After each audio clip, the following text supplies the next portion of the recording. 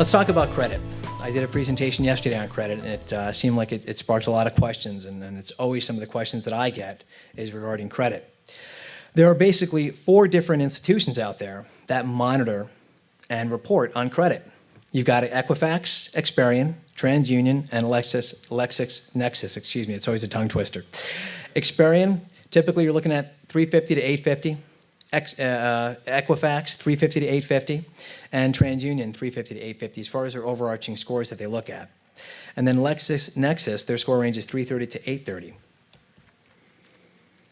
Now, I'll go back to this slide because I want to delve in a little bit deeper here. Each of these groups uses their own mathematical algorithm.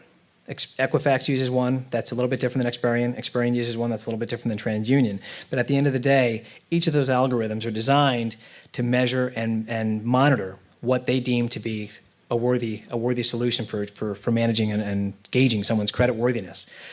LexisNexis is one that gauges the insurability of individuals. And I put that one on there because the question always has come up to me as far as, do people really check your credit as someone who's insurable or not? So that's what that 4th one does, is they gauge you as a practitioner as a risk for whether or not you're good enough for that malpractice policy. So again, those are all things to be aware of. It's amazing because when you look at this credit and this data that's in here, a report that was published in the New York Times stated that 26% of the information that is in these credit reports, that is part of these credit reports, is inaccurate. And one of the questions I had yesterday was, how can you improve your credit? And the easiest way to improve credit is to basically be mindful and have a good pulse on what credit's all about. And more importantly, know if those things are accurate on that report, because if they're not, they have to take that information off. So know your credit, know what your report looks like, and I'll be happy to talk with anybody after this to give you the insight that you need to know about what to look for. But again, those are pretty staggering numbers when you think that 26% of all the information in these reports is inaccurate.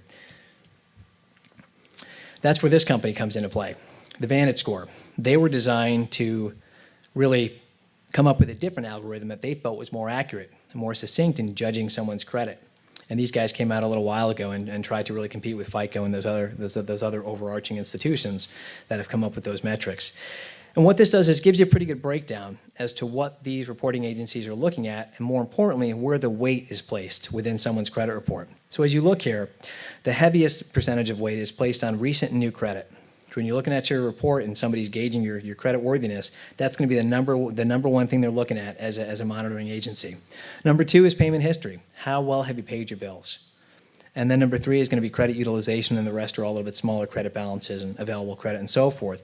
But again, all these things come into play when you're looking at keeping your practice healthy. It has to do with keeping good credit too, but more importantly, being educated on what is and how can I manage and keep good credit.